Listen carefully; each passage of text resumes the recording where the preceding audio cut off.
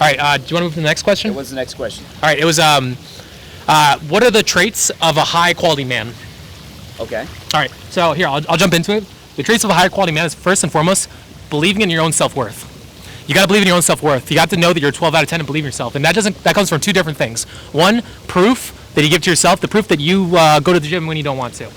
Proof that you go and work hard. You work harder than your contemporaries. The proof that you are on the bleeding edge of your life and you're chasing your purpose. You're like almost like that Jesus kind of figure. Like you give off that aura.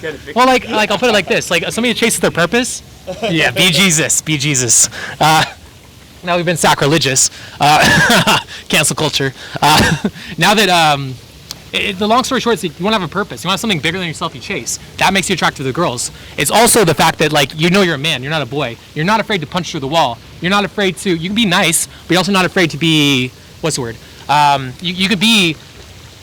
You can draw boundaries with people on occasion. Like that's a part of being a man. You can draw boundaries. Like being nice is awesome, but if you don't have the other side of the spectrum, it's just you trying to protect yourself. It's self. What's the word I'm looking for? Self-preservation. You're seeking. It's not actually being a nice guy. You're seeking self-preservation because you're so afraid of the world and what it might do to you. That's not being a man. That's definitely not being a man in any which way of the word.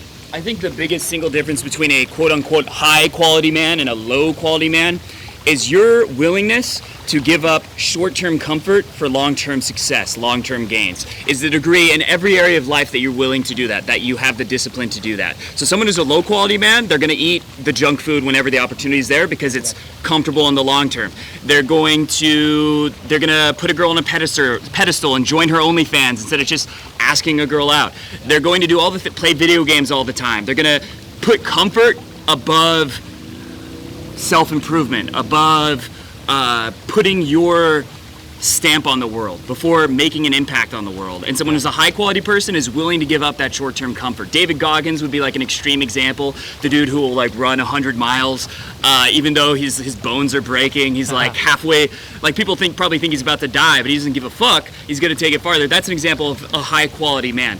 And that's what people are going to find attractive. Not just women, but people in general are going to find you to be appealing if you have that energy, because it gives you life in your eyes. It gives you this power in your voice, the way you carry yourself. People feel that you're not just reacting to the world, that you're acting upon the world. That's the question. Are you reacting to the world? You're doing the things that these social media companies want you to do, that video game companies want you to do, that fast food companies want you to do to make yourself comfortable, to go in this catatonic sleep basically throughout life? Or are you exerting yourself in the world? Are you penetrating upon the world? That's the biggest difference between a high-quality man and a low-quality man. I have something to add to this while I'm wiping off my face because I'm starting to get like all sweaty and whatnot. All right, so check it out.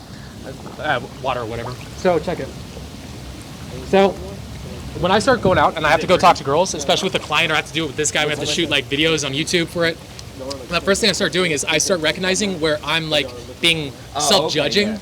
Where I'm afraid of not doing something because I'm afraid of what people think about me. And the first thing I do is I go against that. I go against that energy. So let's say like I'm walking along, and let's say that I see a girl that I think is cute, and I'm a little afraid to talk to her. If I tell myself, hey, I'm afraid of what people are going to think about me if I talk to her, then what's going to happen is going to become anti-momentum. I'm going to tell myself, oh, I'm not the guy that does that. I'm not the guy that goes talks to girls. Oh no, this is not a safe environment. So the second I feel that judgment or fear of judgment, I have to go against it. I have to go against the grain. And that's a part of being a man. It's that ability to not look at pressure or pain as a bad thing, but like hitting the gym. Arnold Schwarzenegger, he loves that pump. He loves hitting the gym. He loves that burning lactic acid pain that he gets in his muscles.